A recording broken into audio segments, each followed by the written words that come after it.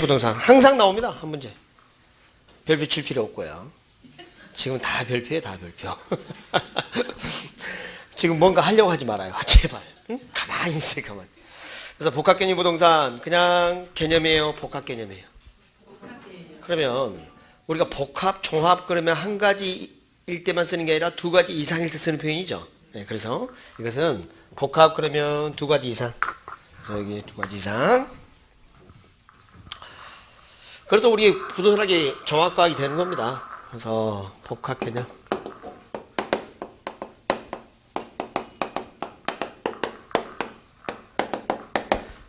개념인데 둘 이상.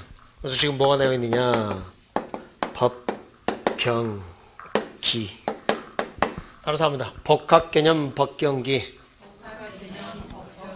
복합 개념, 법경기. 이런 걸 이럴 때부터 이제 하기 시작해요. 복합 개념 나왔는데 복합 부동산하고 헷갈리면 안 돼요. 알겠죠? 이 다음에 이제 그런 거 그때 이제 갈릴 겁니다. 복합 개념. 개념이 몇 개 이상? 둘 이상. 그래서 범주를 바라볼 때 아까 부동산 정의 있었죠. 방금 전에 했던 거. 그래서 그게 범주 개념과 관련이 있어요. 그러니까 광희 부동산은 무엇으로 협의 부동산. 여러분 지금 이렇게만 적혀 있죠? 봐봐요. 가로에. 당연하지. 광해되려면 뭐가 있어야 하니까. 준의주 부동산이 있어야 하니까. 맞죠? 그리고 조금 전에 쉬는 시간 가지기 전에 제가 밑줄 긋은 거 있었죠. 뭐 그었어요? 빨리 봐봐요. 밑줄 긋고 뭐 적었는데. 그렇죠. 그래서 여기 공장, 재단, 광업재단 얘기 들어갑니다. 좀 이따 쓸모가 있어요. 이렇게. 그냥 범죄 개념. 그러니까 법률적으로 바라봤을 때 부동산은 이렇게 이야기할 수 있다는 거예요. 경제적 개념. 자, 여기서부터 이제 들어가기 전에 이제 설명을 좀 하도록 할게요. 여러분이 이 주변에 건물을 하나 살려고 그래요. 돈은 이제 충분히 있고. 네. 자, 그럼 이제 행동. 내가 하는 행동은 건물 살려고 그래. 그럼 어떻게 해야 돼? 가봐야지. 가가지고 어떻게? 살펴봐야 돼. 건물이 몇 층인지 봐야 되고. 시공살 때 상태 설계 잘 돼 있는가? 맞죠? 네. 금관대 없는가? 봐야죠? 네, 그렇죠. 그럼 두 번째는 5층짜리 건물인데 200억 달라 그래. 그럼 줄 마음이 있어요, 없어요? 넓이가 아무리 넓어도 그렇지 200억 넘어간 거 아니에요? 그죠? 그럼 우리가 거래를 할 때 뭘 생각해? 그 다음에 돈. 오케이? 돈. 그다음 두 번째, 세 번째 이제 뭘 생각해야 될까요?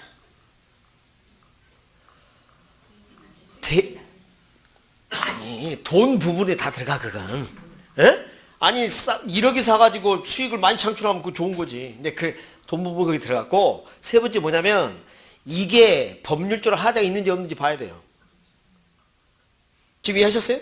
그러니까 이게 소유권 등기가 제대로 되는지도 생각해 봐야 되고 진정한 권한의 소유자가 아닌 사람하고 계약해서는 안 되겠죠.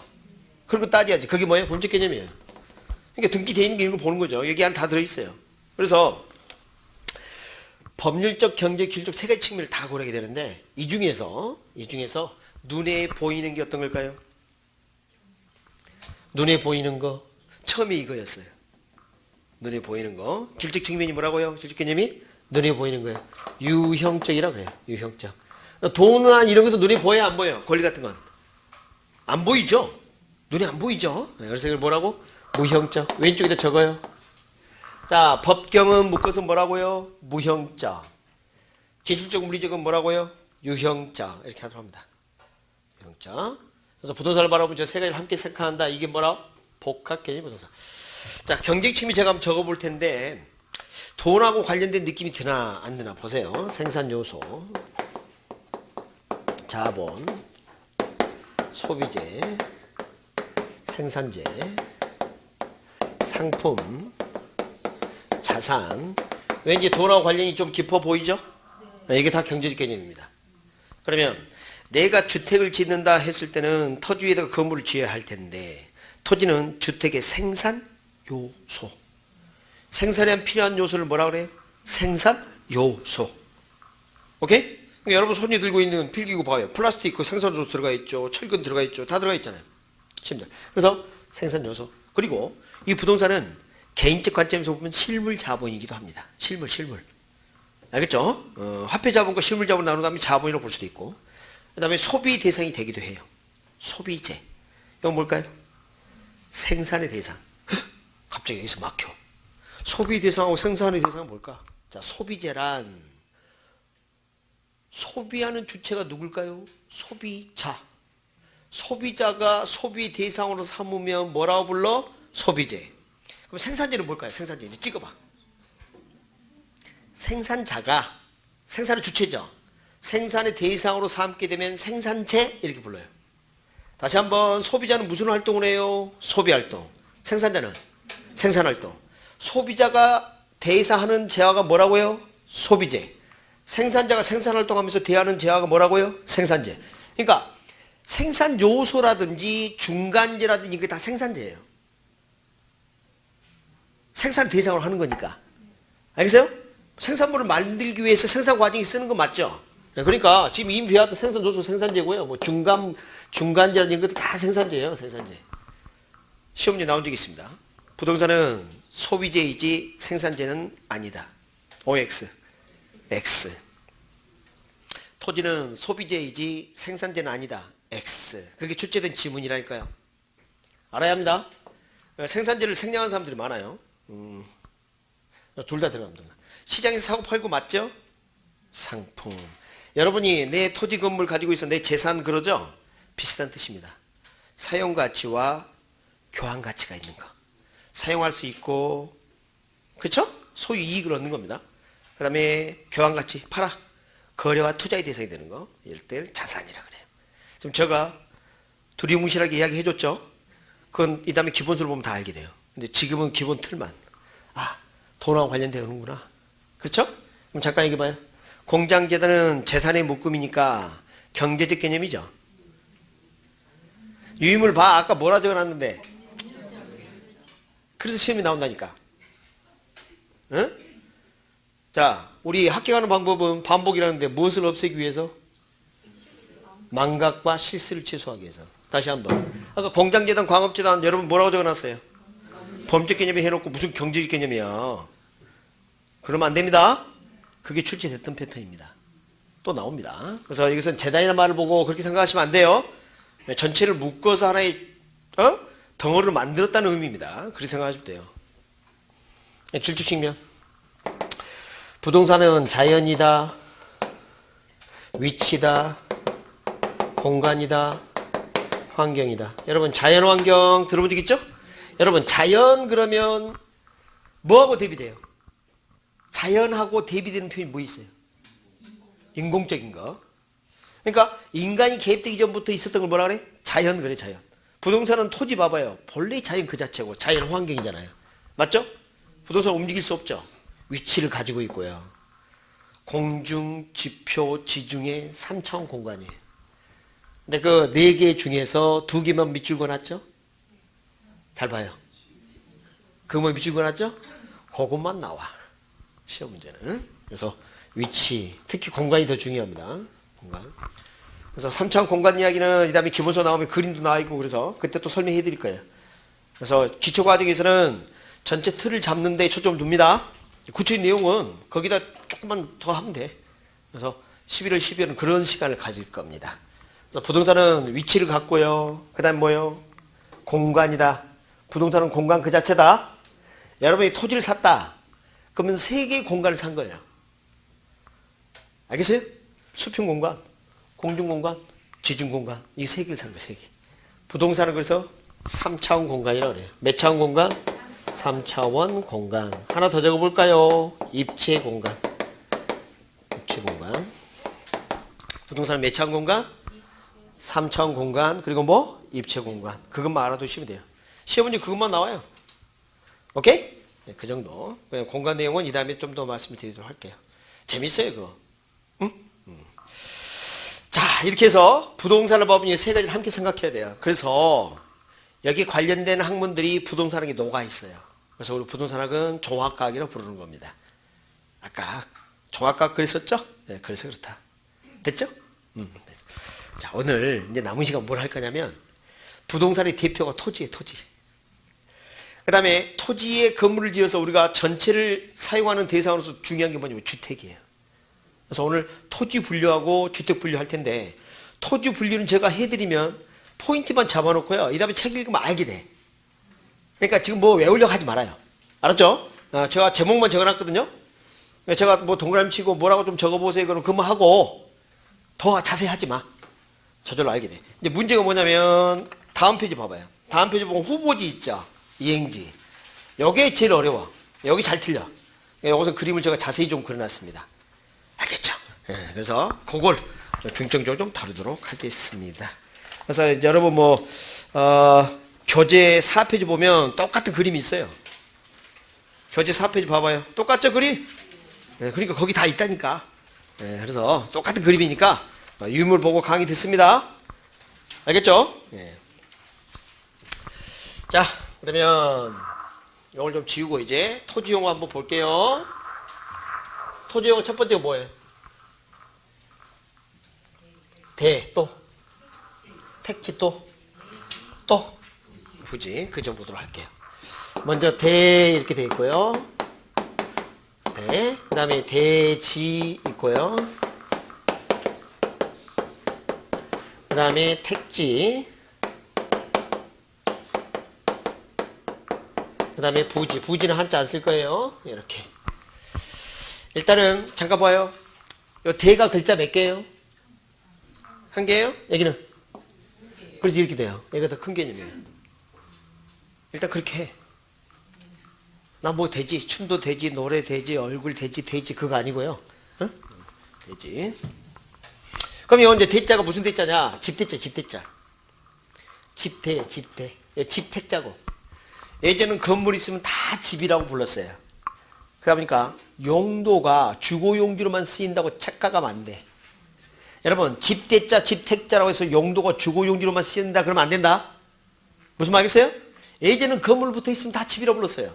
그러니까 한자가 뜻을 말할 때 집택 이렇게 해요. 의문택, 집택, 의문택 이렇게 쓰는 거예요. 그래서 저건 건물이라 생각해야 돼요. 건물. 오케이? 근데 여러분 이제 2차 과목 중에 공간정보의 구축 및 관리 등의 법률상의 지목이란 걸 배웁니다. 지목. 2차에서 배웁니다. 우리 지목은 총 28개가 있어요. 28개. 전, 답, 과수원 막 이렇게 나가요. 그래갖고 지적도에 지번이 붙어 있으면 지적도 그림에다가 옆에다가 탁 적어요. 이게 용도가 뭔지. 알았습니까? 이 다음에 2차 과목에서 배울 내용이에요. 그래서 뭐 23번지 대, 24번지 뭐 장 이렇게. 공장용지예요. 장은. 장이라 이렇게 적어 놓으면. 그래서 지적도에 나타나는 표현입니다. 근데 요 대 있죠. 대. 지자 안 붙었죠. 요 대자가 적혀 있으면 지목인 대일 때는 공장용지가 빠져요. 공장용지는 장이라고 지목이 따로 있어요. 그래서 이거 지목의 대가 됩니다. 지목의 대. 그러면 주거용지나 상업용지는 될 수 있어도 공장용지 된다 안 된다? 안 된다. 그러나 이 대지는 건축법상의 건축 가능한 토지를 말합니다. 건축 가능한 토지. 택지는 감정평가상 주상공으로 쓰이는 토지를 말해요. 그래서 둘은 유사해요. 둘은 유사합니다. 그래서 이것은 주상공이 다 돼요. 주상공이 다 됩니다. 그러니까 어떤 게 더 큰 개념이죠? 그것만 알면 돼요. 그것만. 이건 자세히 아직 출제가 안 됐습니다. 언젠가는 나올 내용인데 그림 봐봐요. 대, 지목 그렇게 돼 있죠? 공업용지 등을 더하면 어떻게 된다? 택지 또는 뭐라고요? 대지 이렇게. 근데 혹시 이거 들어봤어요? 하천부지, 도로부지? 부지란 표현은 가장 포괄적인 표현입니다. 토지용어 중에 가장 큰 개념이라고 볼 수가 있어요. 그러니까 앞에다가 무슨 용도를 붙여서 다 써요 그냥.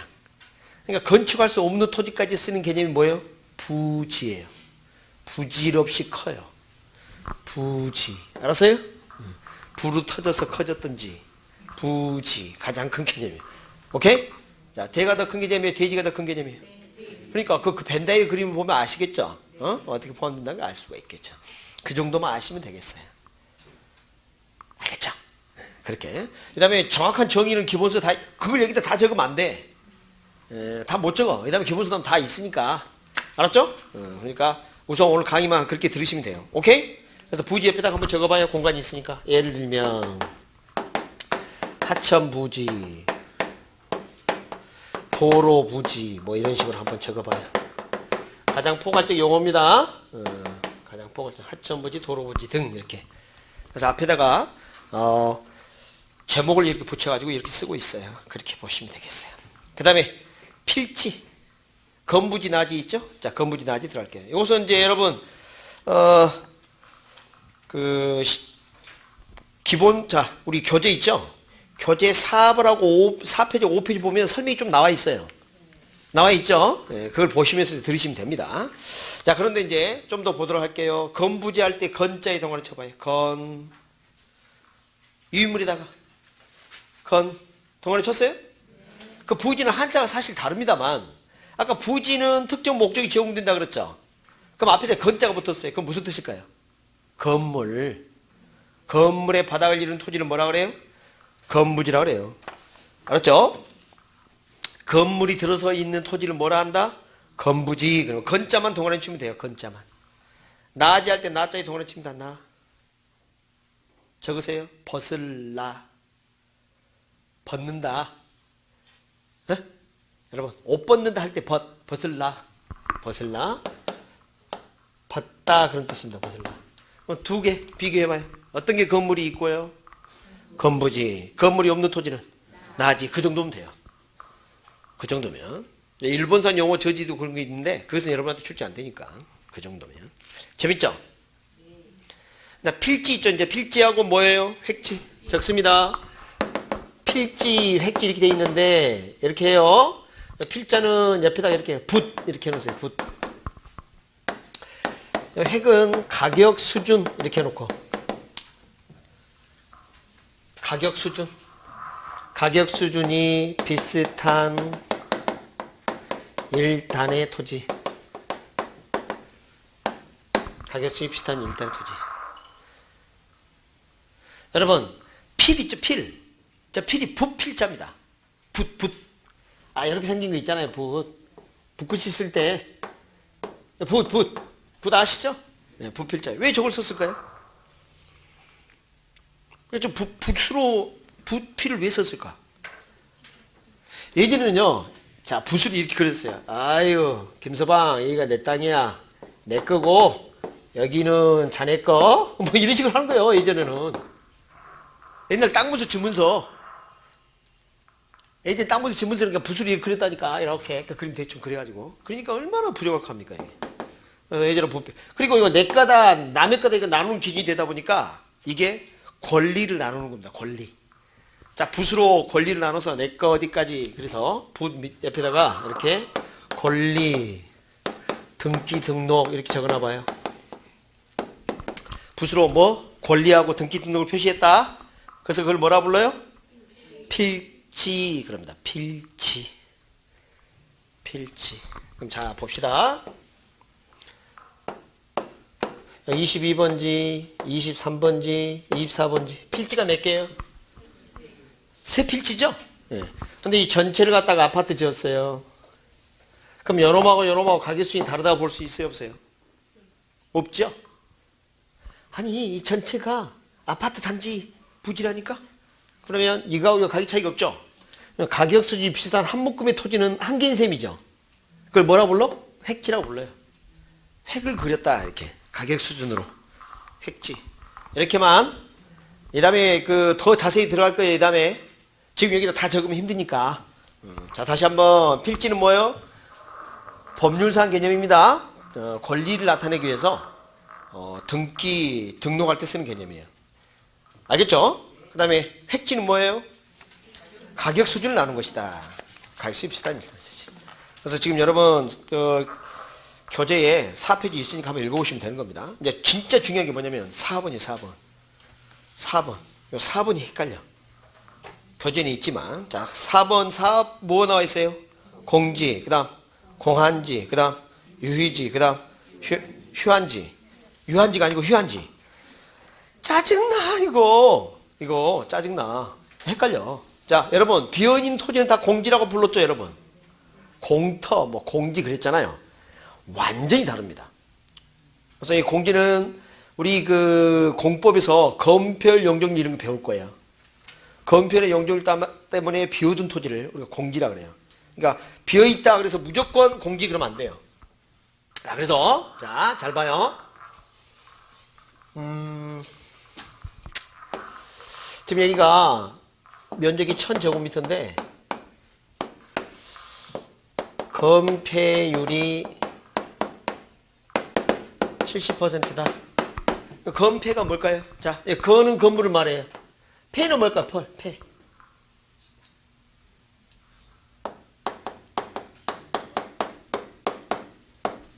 덮을폐입니다.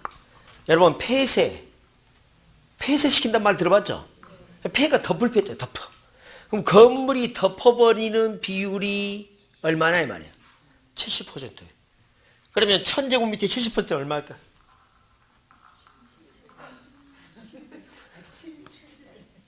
1000의 70%는 얼마야? 1000원짜리 70%는 얼마야? 그건 잘하네. 하여간 돈으로 바꾸면 잘해. 돈으로 바꾸면. 1000제곱미터의 70%는 얼마? 700제곱미터. 그러니까 이 건물 바닥을 이룬 부분이 뭐라고요? 700제곱미터라는 이야기예요, 이게. 700제곱미터. 근데 이거 비워놔야 돼요. 여러분, 건물과 건물 사이에는요, 적어도 50cm 이상 떨어져 있어야 돼요. 여기서 50cm 떨어져 있어야 돼요. 그러니까 불이 나거나 막 이렇게 하면 어떻게 돼요? 옆이 번질 수도 있고, 피난의 공간도 필요하고 그렇기 때문에 법률상 저런 건폐율은 100%안 줘요. 당연한 겁니다. 아시겠죠? 그렇습니다. 그래서 지금 이렇게 비워둔 거, 이걸 뭐라고 불러? 공지라 그래요. 그래서 이 공지는 법률상 강제적으로 비워둔 토지입니다. 알았죠? 법률상 비워둔 토지를 공지라고 하는 것이지, 비어있다 해서 다 공지라 그러면 안 돼요. 근데 비워뒀는데 어떤 개인의 의사에 따라 비워둔 게 있어요. 그게 뭐냐면 세 가지. 공한지, 유유지, 휴한지. 자, 법률에 따라 비워둔 건 뭐라 하고? 공지라 하고, 자유의사에 따라 비워둔 토지는 뭐라 하고? 나머지 세 가지. 근데 그 세 가지가 우리를 슬프게 해. 너무 슬퍼서 밤마다 술퍼. 너무 슬프면 술퍼. 아이. 자, 그래서 자 봐봐요. 공한지, 유휴지, 휴한지 이렇게 돼 있죠?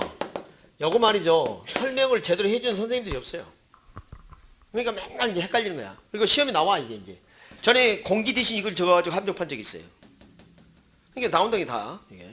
그럼 제가 이제 시킨 대로 합니다. 뒤에 두 글자만 이렇게 밑줄 그어봐요. 빨리. 두 글자만. 시킨 대로 해요. 종이 종류가 나왔죠? 그러면 한지, 휴지, 한지 중에 어떤 종이가 안 좋은 종이야?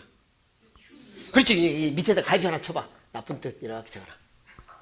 알았어요? 이것은 나쁜 뜻이다 이렇게. 안 좋은 뜻이다 이렇게. 그 다음에 이제 한지죠, 둘 다. 한지는 이거 공한지. 여러분 한자 알아갖고는 안 돼. 봐봐. 비어있고 한가한 토지, 놀고 있고 쉬고 있는 토지, 쉬고 있고 한가한 토지. 어떻게 하려고. 한자는 차이가 없어. 그 의미가 없는 거야, 한자는. 그러니까 제가 이렇게 해달라는데 해란 말이에요. 봐요. 자, 공자가 붙었지, 공자가. 한지는 한지인데 구멍이 뚫렸네. 나쁜 뜻. 저거 빨리 나쁜 뜻 가입해. 이렇게. 했어요? 네, 공한지는 나쁜 뜻. 여러분, 한지 구멍 뚫리면 그 종이 어디 있어? 화장실에? 아, 손톱이 못 끼어. 안 돼. 아, 생각보다 끔찍해. 응? 자, 그래서 일단 이 두 가지 나쁜 뜻이다. 그러면 여기서부터 이제 가지를 치겠습니다. 휴한지는 쉬고 있는 좋은 종이죠? 적습니다. 휴경지. 뭐라고요? 휴경지. 지력을 증진시킬 목적으로 쉬게 하는 농지 같은 걸 뭐라? 휴경지 이렇게 합니다. 휴경지. 휴한지가 휴경지예요. 쉬게 하고 있는 농지. 지력을 높이려면 좀 쉬어야죠. 그 다음에 유휴지는 뭐냐? 바람직스럽지 못하게 놀리는 토지를 총칭합니다. 한마디로 놀고 자빠진 토지야. 그건 다 뭐라 불러? 유휴지. 그런데 그 중에서 도시 내의 택지 등으로서 집가 상승 등을 목적으로 장기간 방치한 토지를 스페셜리 공한지라고 부릅니다. 알았습니까? 아, 여기서 스페셜리는 특별히 그 말입니다. 자, 그래서 여기 보면 이렇게 돼. 자, 이 도로가 이렇게, 자, 토지가 이렇게 있는데 주변이 다 이게 뭐예요? 건물 지을 수 있는 토지야. 도시 내 토지다 보니까. 근데 방치하게 되면 주변에 건물이 들어설 수 있겠죠? 그럼 여기에 쓰레기가 쌓인단 말이에요. 이런 토지를 뭐라 그래? 공한지 그럽니다. 공한지. 그럼 여러분, 처음에 택지 개발해서 분양하고 난 다음에 건물이 다 안 지어지면 값이 오를 때까지 방치해 놓은 토지 있죠? 막 풀 자라고 길고양이들이 놀고 있고 하는데 그런 데가 뭐예요? 공한지라고 해요. 여기서 농지 특히 쓰는 게 아니라 되게 도시 내의 토지에서 많이 씁니다. 이것도 유휴지 일종입니다. 크기는 알았죠? 둘 다 나쁜 또 이렇게 해서 구멍 뚫리는 한지가 뭐라고요? 공한지.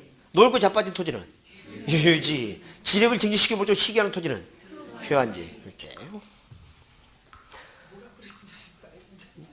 말을 못 천천히 책에 다 있는데 책에 5페이지 있잖아. 책에 적혀 있다니까. 자, 방금 말씀하신 분 읽어봅니다. 자, 8번에 유휴지에 양을 1번 유휴지 읽어봐요. 손 내서 시작. 어디 있어요? 이 교재에 있어요. 교재에. 교재에 있어요. 교재에. 교재에 5번. 자, 5페이지. 5페이지 유휴지 읽어봐요.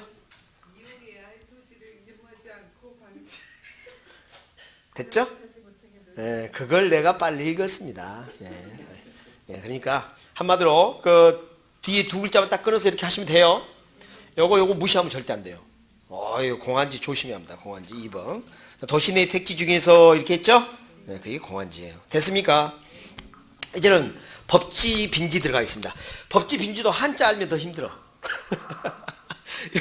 한자가 나를 힘들게 해. 예, 그래서 법지는 법법자고요. 빈자는 물가 빈자야. 그러다 보니까 이제 짜증이 나는 거예요, 이게. 하고 시험이 나왔어요, 빈지가. 빈지를 포락지 대신 써가지고 함정을 판 적이 있어요. 그러니까 이거 소홀히 하면 안 됩니다. 이제 법지하고 빈지. 이번에 29회 때도 토지 용어 나왔습니다. 3개. 조금 전에 후보지 이행지 그것도 출제됐고 후보지 다 출제됩니다. 그러니까 토지 용어는 한 문제 꼭 나온다 생각하시면 돼요. 주의할 것만 좀 주의하시면 돼요. 자, 이렇게 합니다. 제가 시키대로 합니다. 다른 설명이 교재에 있으니까 적지 말고 법자하고 빈자하고 이게 여러분 이 빈자가 무슨 빈자인지 몰라도 돼. 근데 여러분이 잘 알고 있는 노래 제목 중에 두 글자 있어요. 빈으로 시작하는. 누구 노래인데? 남진의 빈자. 자, 시작. 그대의 싸늘한 시작. 안 해? 빈자. 그 빈자로 생각. 그 빈자로. 알았어요? 빈자. 그래서 이렇게 법자는 자 법자 얘기하고 이렇게 하냐면 자 법으로 소유권이 있다. 그럼 법지 이렇게 하세요. 법으로 정해진 토지. 오케이? 그럼 빈자는 빈자는 생각하세요. 소유권이 있다 없다 없다. 이렇게 구분하시면 돼요. 자, 딱 지문이 나오면 법지는 소유권이 있다 없다? 있다. 빈지는 소유권이 비어있다. 이렇게 기억하면 돼요. 됐어요? 법지하고 빈지 그렇게 할 수 있겠죠? 네. 소유권이 비어있다. 이렇게 생각하세요. 자, 설명해 드릴 거예요. 여러분, 설명은 교재에 다 있어. 네, 잘 봅니다. 자, 어떤 게 이제 법지냐면, 자, 여기서 여기가 갑의 토지예요. 여기가 을의 토지예요. 어떤 보니까 갑의 토지가 더 커 보이지만, 현장에 가봤더니 더 쓸모없는 토지가 있어요. 이렇게. 여기 건물 이렇게 지었고요. 여기다 건물 이렇게 짓고. 여기 경사면을 이루어서 쓸 수가 없네요. 소유권은 누구에게 있는데? 갑에게. 활용실익이 있어요, 없어요? 활용실익. 활용할 수 있는 실제 이익이 있어요, 없어요? 없어요. 이용 이익이 없어요. 이런 토지를 뭐라 그래? 법지라 그래. 그러니까 소유권이 있지만 활용실익 또는 이용실익이 없는 토지. 이런 토지를 뭐라 해요? 법지 그래요, 법지. 법적으로 소유하고 있을 뿐 그 말이야.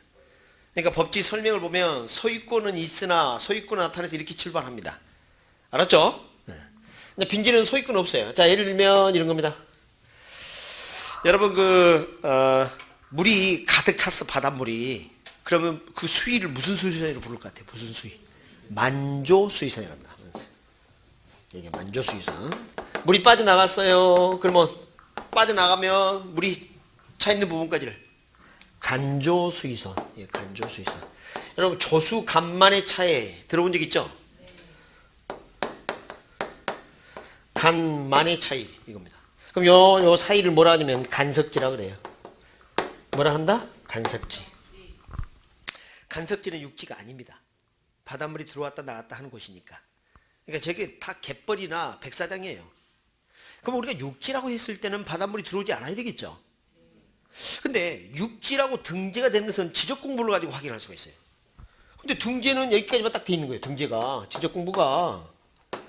현장에 가보면 바닷물이 여기까지밖에 안 들어오잖아요. 이거 쓸 수 있죠? 육지로 등재가 안 돼 있다니까? 주인 없는 땅이야, 이런 토지가. 그런 경우가 생깁니다. 자, 그런데 활용시력이 있죠?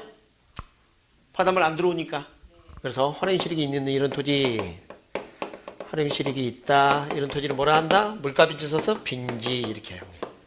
그러니까 물가빈자 이걸 보고 빈지 이렇게 했는데 저걸 어떻게 되냐면 포락지 이렇게 된 적이 있어요. 이따 포락지 말씀드리겠습니다. 포락지. 그래서 법지하고 빈지는 무조건 수목적상 법적으로 소유권이 있으면 뭐 법지 소유권이 비어 있으면 빈지 그렇게 해란 말이에요. 안 그러면 헷갈려 이게. 잘 틀립니다. 자, 그래서 법지 그 설명 봐요. 법률적으로 소유권이 있어 이렇게 돼 있고 빈지는 끝에 첫째 줄 끝에 소유권이 인정되지 않는 그렇게 돼 있죠? 그걸로 구분하면 됩니다. 그걸로 그렇게 하시면 되겠어요. 간석제 우리 교재에 나와 있고 그래서 여기는 우리 출제 범위에서 조금 벗어나니까 그 다음에 이제 나머지 포락지, 맹지, 선화지 교재에는 없지만 그거 좀 볼게요. 자, 유인물에 하나는 포락지 나와 있나요? 자, 포락 밑줄 그어요. 무너져 내림. 지반이 절토되어서 무너져 내린 토지를 포락지라 그래요. 무너져 내림. 그 다음 맹자의 동그라미쳐요. 맹. 눈이 멈. 맹이 날 때 맹이에요. 눈이 멈. 적었습니까? 선하지 할 때 선자의 동그라미쳐요. 고압전선. 그럼 느낌 오죠? 마지막부터 할까요? 선하지는 고압전선 아래의 토지예요. 가치가 높을까요? 낮을까요? 그럼 우리가 감정평가를 할 때 가치를 낮게 평가하는 것을 감가라고 해요. 뭐라 한다? 감가. 가치를 높게 평가하는 것을 증가라고 해요. 뭐라? 증가. 이거는 선하지 감가 대상이에요. 이런 것은 가치를 낮게 평가하게 됩니다. 맹지 두 번째 설명 들어갈게요. 맹자가 눈이 멈 이렇게 했었죠? 왜 눈이 먼 맹자를 썼을까? 밖에서 안 보이니까 그래요. 그래서 그 안에 있으면 밖집도 안 보이고요. 예를 들어서 여기가 도로예요, 도로. 그런데 어떤 토지가 이렇게 있어요. 여기 이 필지가 하나 남의 토지에 다른 필지에 둘러싸여 공도와 접해 있지 못해요. 그럼 여기 서 있는 사람 밖에 쳐다보면 보여요, 안 보여요? 건물 들어서면 안 보이지. 여기서 쳐다보면 보여요, 안 보여요? 그래서 눈이 먼 토지야. 이런 토지는 뭐라 그래? 맹지라 그래, 맹지. 맹지. 그럼 저 토지 어떻게 해요? 이용하려면? 그렇지, 길을 내야지. 여러분이 내 토지가 아니지만 그 토지, 요 토지를 이용할 수 권리가 인정됩니다. 법률상. 주의 토지 통행권이라는 게 있어요. 그런 권리가 인정이 됩니다. 그러니까 맹지도 그런 것을 이용해서 쓸 수가 있어요. 근데 충분히 활용할 수가 없어. 그래서 우리가 지역권이라는 걸 일단 배울 거예요. 민법에서. 자신의 토지를 이용해서 타인의 토지를 이용하는 겁니다. 이 지역권이라는 게 있어요. 재밌어요. 지역권. 물권 중에 하나입니다. 여러분 민법에서 물권 그 관습법상 빼고 8개 중에 하나예요. 그 다음에 재밌어요. 와, 재밌어. 그래서 민법 잘하면 참 사람이 달라져요, 눈빛이. 그러니까 민법 정말 열심히 해야 돼요. 알겠죠? 네. 특히 이제 여자분들은 민법 잘합니다. 여자분들. 근데 학교를 잘 못해. 나를 만나기 전까지는. 그래서 이제 학교를 잘해야 되는데, 그래서 이런 토지를 뭐라 한다? 맹지. 맹지는 그럼 정상적인 토지보다 가치가 높을까요? 낮을까요? 맹지 감가 대상이 됩니다. 맹지 감가. 알았죠? 맹지 감가.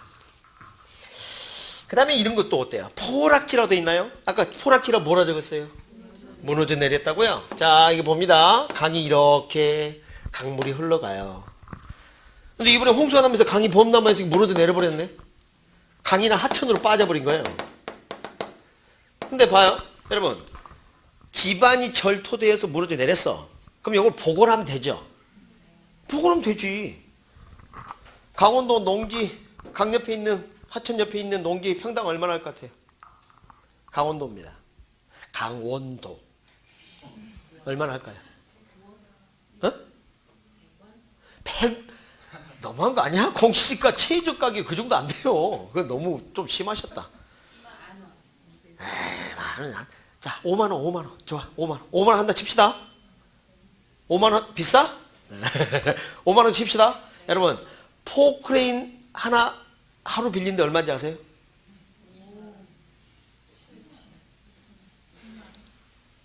6, 70만 원 합니다. 6, 70만 원.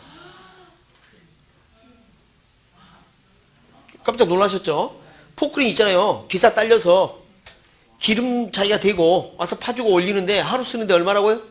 해 뜨기 시작해서 해 질 때까지 얼마? 60만 원이에요. 60만 원.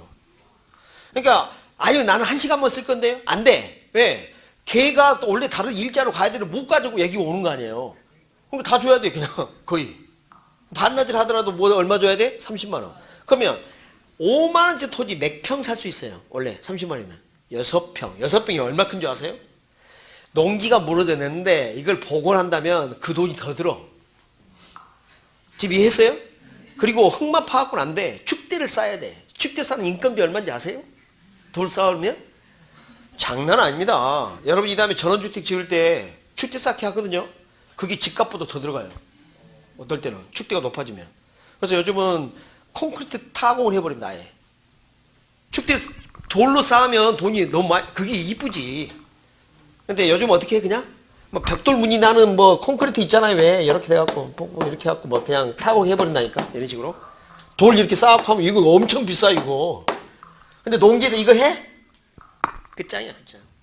그래서 되게 집안 절대도 무너져가지고요. 하천이나 강으로 변하면 거의 개인 소유를 포기해요. 네가 써라 해도 의미가 없어. 그럼 시간이 지나면 저건 뭐예요? 강이나 하천으로 변화해버리는 거예요 이게. 그러니까 저런 토지는 포락지로 부릅니다. 복원이 불가능할 때 쓰는 거예요. 복원이 가능하면 그런 표현 안 씁니다. 지금 이해하셨죠? 다시 한번 지적 공부상으로 나와 있어. 그러나 집안이 절토되어 무너져 하천이나 강으로 변해서 더 이상 개인의 사유로 인정받을 수 없는 이런 토지를 뭐라 한다? 인정받을 수 없는 토지를 포락지라 한다. 그러면 중개업을 할 때 포락지를 중개하면 된다 안 된다? 안 된다. 현대판 봉이 김설단대 김설 안 된다. 절대 그러면 안 돼. 알겠어요? 네. 그러니까 그런 거. 그러니까 지적들이 나와 있는데 현장에 안 가면 저런 봉변을 당한다니까. 그러니까 반드시 부동산은 뭐예요? 눈으로 확인해야 돼. 현장에 간다. 임장활동이라 그래요. 현장에 임한다가 뭐예요? 임장활동. 물건을 만나니까 대물이에요? 대인이에요? 대물활동. 왜? 부동성 때문에. 토지를 움직이지 못하니까. 여기에 부동산 특성에서 배울 내용이에요. 재밌지 않습니까? 응? 이렇게 재밌는 시간 보내면 시험장에 껌 씹고 시험 보는 거예요. 자, 그 다음에 이제 후보지 이행지 좀 들어가도록 하겠습니다. 후보지 이행지. 공부를 할 때 즐겁게 하세요. 선생님들이 즐거움 주려고 많은 노력을 합니다. 여러분 개성만 하면 된다. 초심 잃지 말고 새벽 1시까지 공부하면 죽는다. 절대 안 돼. 처음부터. 그렇게 하시는 분들이 있어요. 이야 나는 꼭 합격할 거야. 근데 그걸 본지 10개월 뒤에 시험 봐. 새벽 1시까지 공부했는데 그것을 언제 다시 봐? 내일 모레 시험인데 그때 다시 봐. 그동안 어디 갔다 왔는지 처음에만 그러고. 근데 처음에 너무 열정적으로 하면 나중에 지칩니다. 차분히 가는 거예요. 자, 후보지 이행지 들어갈게요. 우리 감정평가사 용도지역이라는 게 있어요. 크게 이제 셋으로 나누어요. 택지지역하고요, 농지지역, 그 다음에 임지지역 이렇게 나눕니다. 임지지역. 자, 아까 우리 택자 배웠죠? 택지. 그럼 용도가 주상공 이렇게 있어요. 그래서 여기는 뭐가 있냐면 주택지역도 있고요, 상업지역도 있고요, 공업지역도 있고 그래요. 이렇게 있고요. 그 다음에 농지지역, 전지지역, 답지지역, 전답과수원, 과수원지역 이렇게 됩니다. 임지지역, 용재림지역, 신탄림지역 이렇게 됩니다. 자, 일단은 요게 좀 낯설어요.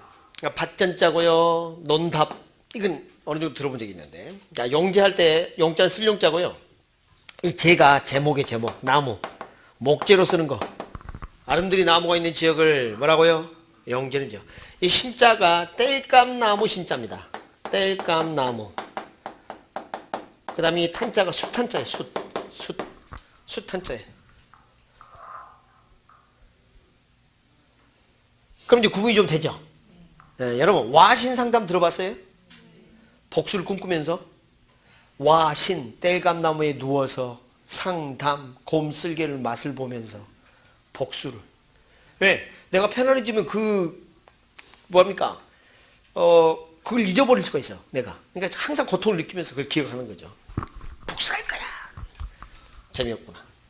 그래서 용재림 지역과 신탄 지역 크게 나누는데, 이 탄자 기억하면 돼요, 탄. 연탄할 때 탄이에요, 탄. 땔감나무. 여기는 목재로 쓴 나무가 있는 지역 이렇게 생각하시면 돼요. 이 둘을 구분하는 문제는 거의 안 나와요.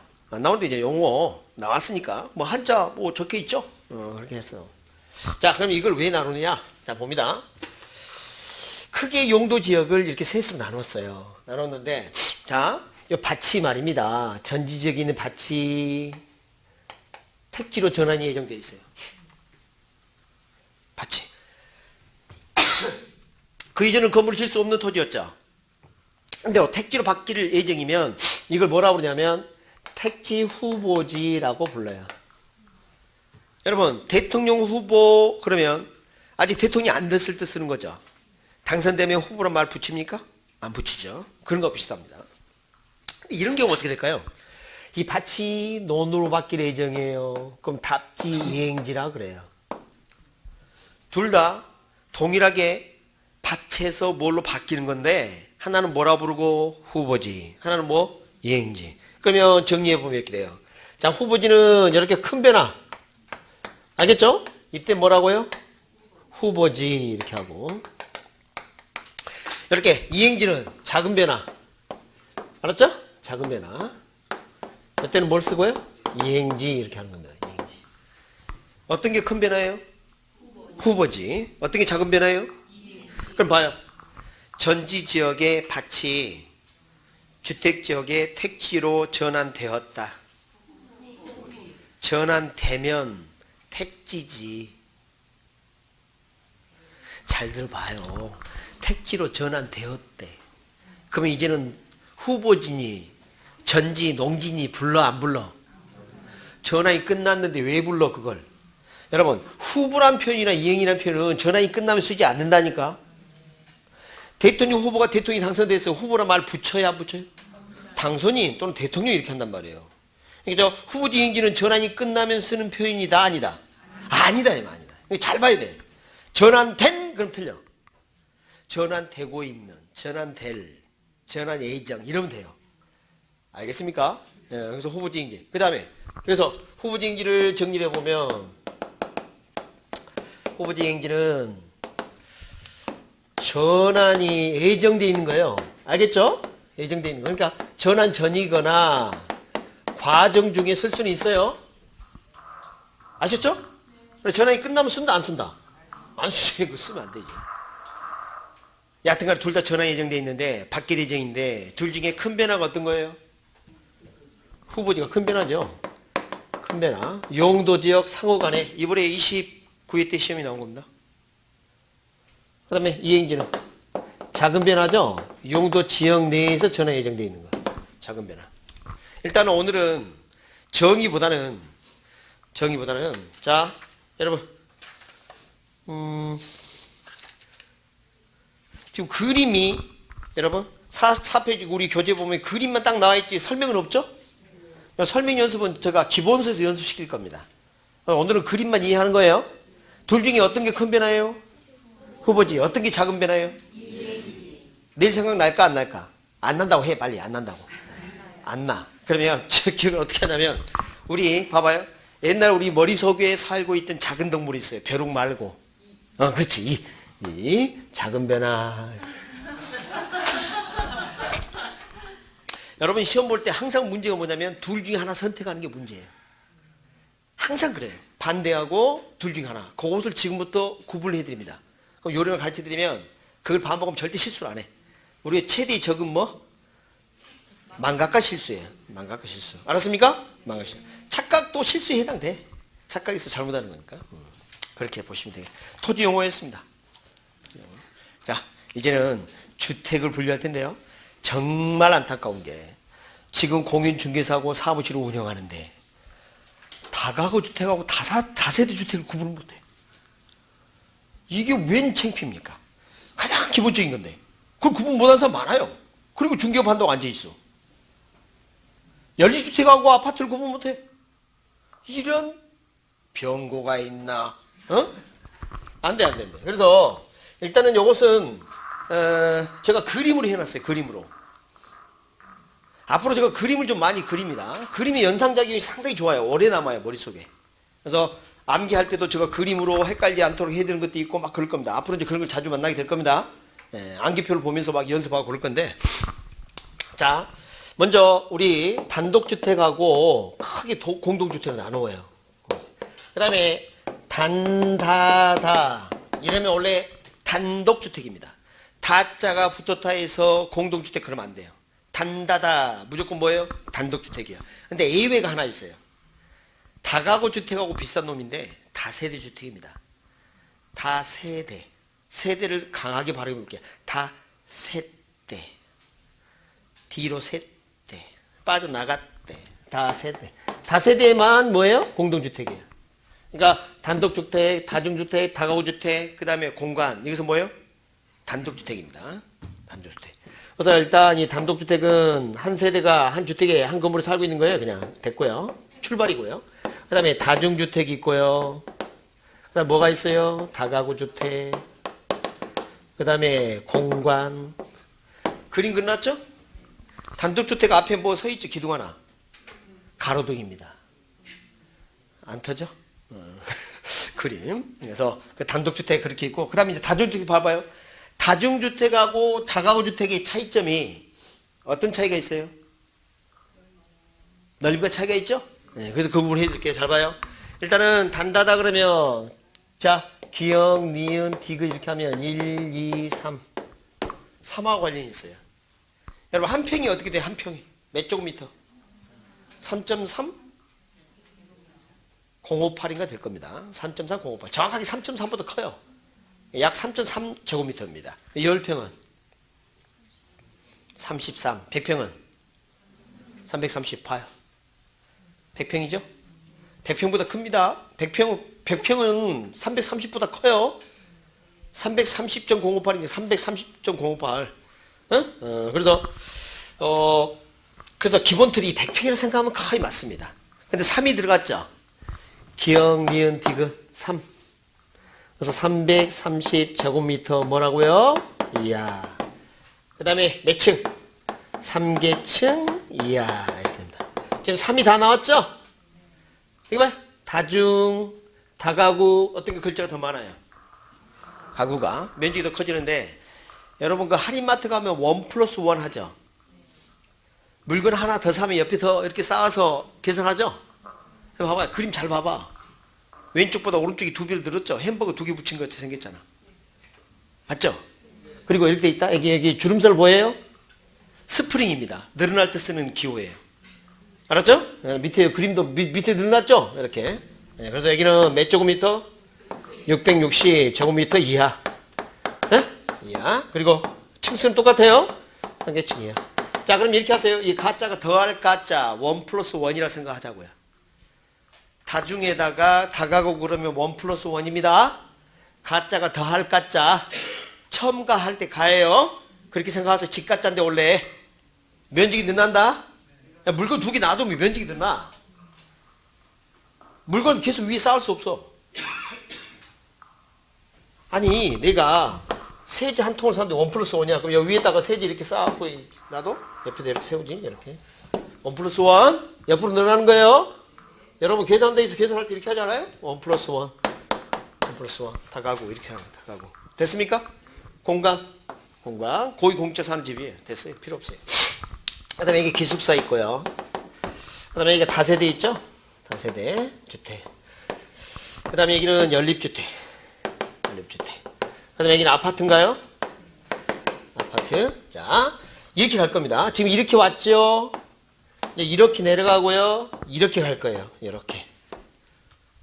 이건 됐고요. 읽어보시고. 자, 다세대. 요 글자 수는 같죠? 맞죠? 면적은 같아요. 면적은. 그럼 어떻게 돼요? 660 제곱미터 이하. 똑같아요. 근데 셋다 그랬죠? 셋다. 애들이 어렸을 때 가출하잖아요. 도망쳤죠? 다시 오면요. 키만 커가지고 와요. 키만. 집 나간 자식들 나중에 와보면 키만 커가지고. 그래가지고 키가 사기층 이하로 바뀌어요. 잘 못 먹고 비실비실 하면서 키만 커가지고 다시 들어옵니다. 가출해본 경험이 있죠? 손 들어봐요 빨리. 나도 모르게 들 뻔했어? 그러니까. 가출해 돌아오면 키만 커가지고 온다니까 얘가. 예전에는 가출 많이 했습니다. 집에 있어도 마저 못 먹어. 밖에 나가도 비슷해. 그러니까 차라리 속 편하게 돌아다니는 그런. 예전에는 그렇게 못 살 땐 그랬죠. 키만. 자, 그래서 사기층이야 이렇게 하시고 연립주택 봅니다. 그래서 이거 봐봐요. 그림이 이렇게 돼 있을 거예요. 보이세요? 그림 잘 봐요. 층수가 높아졌어. 한 층 높아졌어. 사기층 잘 보면 됐죠? 사기층이야. 그 다음에 연립주택도 사기층 이하는 똑같은데 연립이 무슨 뜻이에요? 연립이 무슨 뜻이야? 립이 뭐예요? 립. 세울 립이죠. 설 립이죠. 그러니까 옆에다가 막 세웠어 기둥을. 면적이 늘어났단 말이에요. 맞죠? 층수는 같은데 몇 개층 이하인데 4개층 이하인데 면적만 늘어났어요. 그럼 어떻게 돼요? 660제곱미터 이하가 아니라 뭘로 바뀌었어요? 초과. 660제곱미터 초과. 그럼 뭐라고요? 연립주택입니다. 자, 면적이 연이어 세우다 보니까 늘어난 게 뭐? 연립주택.